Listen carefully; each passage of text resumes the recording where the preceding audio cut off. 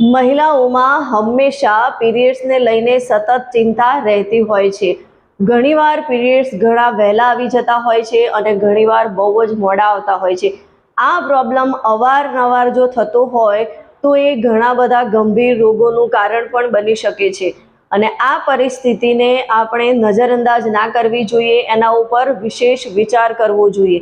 અને આવી પરિસ્થિતિ ઘણીવાર પોતાની લાઈફસ્ટાઈલના કારણે ઊભી થતી હોય છે.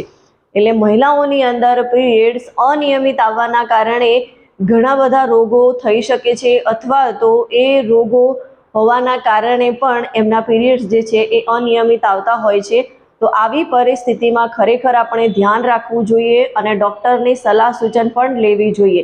જો મહિલાઓની અંદર પીરિયડ્સ અરેગ્યુલર આવતા હોય તો કયા રોગોની સંભાવના હોઈ શકે અથવા તો કયા રોગ એમને થઈ શકે એના વિશે સમજવું ખૂબ જરૂરી છે અને એના વિશે આજે હું તમારી સમક્ષ વાત કરવાની છું. તો સ્વાગત છે આપનું આપની YouTube channel dB health hub પર અને હું health and fitness coach Daksha Patel. આજે આપણે વાત કરીશું કે અનિયમિત પીરિયડ્સના કારણે કયા રોગો થઈ શકે છે અથવા તો અનિયમિત પીરિયડ્સ આવવા પાછળ કયા રોગો કારણભૂત છે, એ રોગોના લક્ષણો શું છે એના વિશે આપણે વાત કરીએ.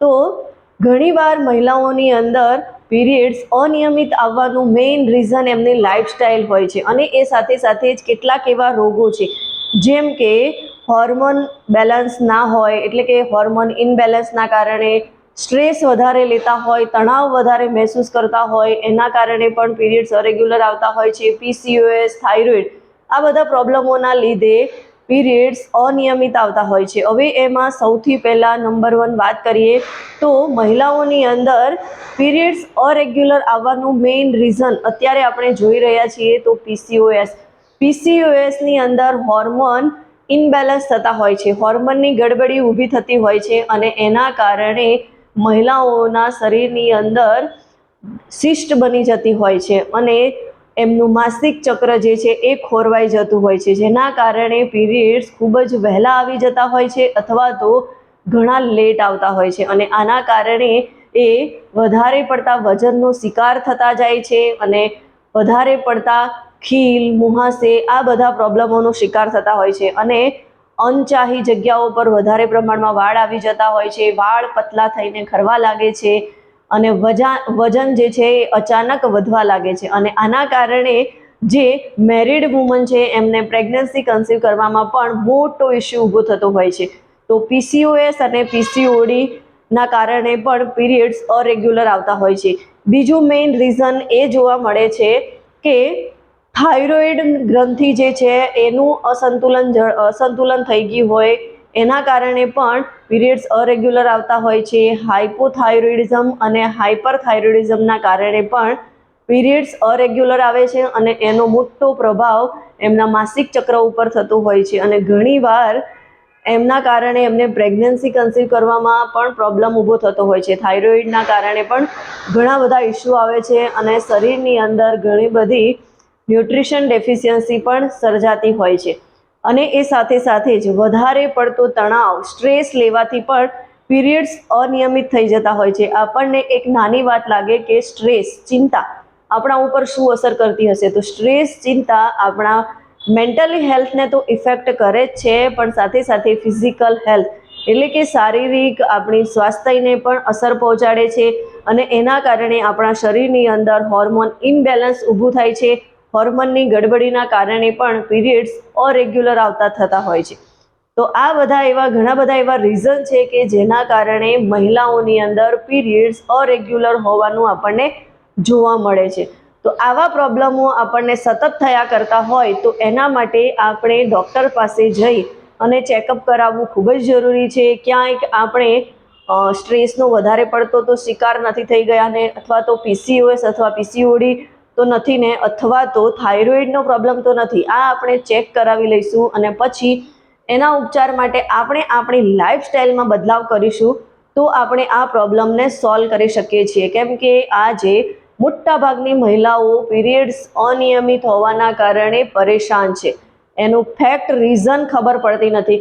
તો આવા કેટલાક કારણો છે કે જેના કારણે મહિલાઓના પીરિયડ્સ અનિયમિત આવતા હોય છે. તો આ બધા પ્રોબ્લેમોમાંથી છુટકારો મેળવવો હોય તો લાઈફસ્ટાઈલમાં ચેન્જ કરવો ખૂબ જરૂરી છે. પીરિયડ્સ રેગ્યુલર થઈ જાય એવી કોઈ મેડિસિન કે એવું કશું જ નથી. બસ આપણે આપણી લાઈફસ્ટાઈલમાં કરેક્શન કરીશું તો ઓટોમેટિકલી આપણે આપણા પીરિયડ્સને રેગ્યુલર કરી શકીશું. પીસીઓડી હોય, પીસીઓએસ હોય, થાઇરોઇડ હોય કે હોર્મોન ઇનબેલેન્સનો પ્રોબ્લેમ હોય, આ બધામાંથી છુટકારો મેળવવા માટે આપણી પાસે એક જ રસ્તો છે, હેલ્ધી લાઈફસ્ટાઈલ અને એક્ટિવ લાઈફસ્ટાઈલ ફોલો કરવી. હવે હેલ્ધી લાઈફસ્ટાઈલ અને એક્ટિવ લાઈફસ્ટાઈલમાં આપણે શું કરવું જોઈએ એના વિશેની વિશેષ જાણકારી માટે તમે મને કોલ કરી શકો છો અથવા તો વોટ્સઅપ પર મેસેજ કરી શકો છો. તો હું તમને ગાઈડ કરીશ કે એના માટે તમારે શું કરવું જોઈએ. અને આ બધા પ્રોબ્લેમોના કારણે મોટાભાગની મહિલાઓ અને એમાં પણ મેરિડ મહિલાઓ જે છે એ મોટાભાગના પ્રશ્નોથી પરેશાન થતી હોય છે અને ખાસ કરીને પ્રેગ્નન્સી કન્સીવ કરવામાં એમને પ્રોબ્લેમ આવતી હોય છે. તો આપણે આપણા આ માસિક ચક્રને, પીરિયડ્સને રેગ્યુલર કરવું ખૂબ જરૂરી છે, કેમ કે એની ઇફેક્ટ ઘણા બધા રોગો ઉપર થતી હોય છે. અને જો આપણે પીસીઓએસનો શિકાર હોઈએ તો બીજા પણ એની સાથેના રિલેટેડ રોગો આપણા શરીરની અંદર ઘર કરી જતા હોય છે, જેમ કે થાઇરોઇડ છે, વજન વધવાના કારણે હાઈ બ્લડ પ્રેશર છે, સુગર લેવલ આપણું વધતું જતું હોય છે, ફેસ પર ઘણા બધા પિમ્પલ્સ થઈ જતા હોય છે, હેરફોલ વધારે થવા લાગે છે, અનચાહી જગ્યાઓ પર વાળ આવવા લાગે છે, હાર્ટ રિલેટેડ ઇસ્યુ ઊભા થતા હોય છે. તો એક પ્રોબ્લેમની સાથે સાથે બીજા ઘણા બધા પ્રોબ્લેમો પણ આપણે આપણા શરીરની અંદર આવતા હોય છે. તો ખરેખર આપણે આપણા પીરિયડ્સને રેગ્યુલર કરવું ખૂબ જરૂરી છે. માહિતી ગમી હોય તો એને વધારેમાં વધારે લોકો સુધી શેર કરો અને મારી આ ચેનલને સબસ્ક્રાઈબ કરો, જેથી તમને આવા અવનવા હેલ્ધી વિડીયોની નોટિફિકેશન ટાઈમ પર મળતી રહે.